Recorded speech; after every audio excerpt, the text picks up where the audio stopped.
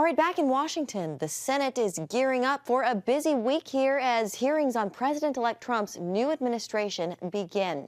The confirmation process of Trump's high-profile nominees enters a crucial stage as senators vet nominees for key roles. Let's go now to Capitol Hill correspondent Michelle London, who joins us with the latest. Michelle? Well, Jenna, 14 confirmation hearings are scheduled this week.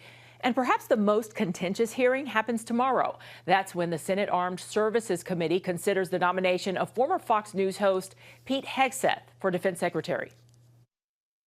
Democrats hope to recruit some Republicans to join them in rejecting a few of Trump's picks. At least one Armed Services Committee member, Senator Mark Kelly, is skeptical of Hegseth's qualifications. Look at his personal conduct, especially when he was managing Veterans for Freedom and Concerned Veterans of America.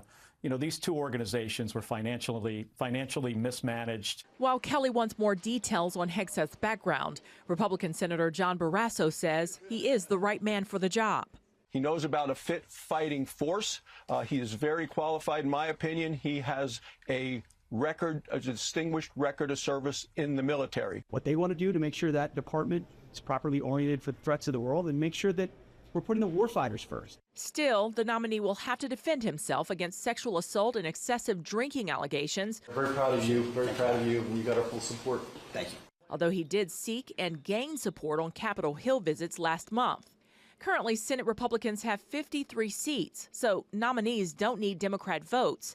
Even so, they cannot afford to lose more than 2 Republicans. Other high-profile cabinet nominees on the schedule include Homeland Security pick South Dakota Governor Kristi Noem, as well as Pam Bondi, Trump's nominee for Attorney General.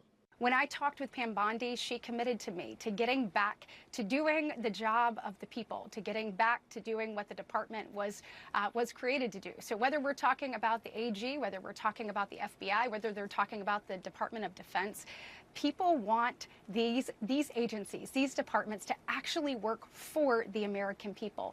Despite criticism of some of his picks, Trump is urging Senate Republicans to stay united and quickly confirm his selections in the opening days of the administration.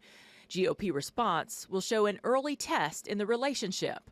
Trump and Senate allies would like to have at least some officials in place within hours of his swearing in.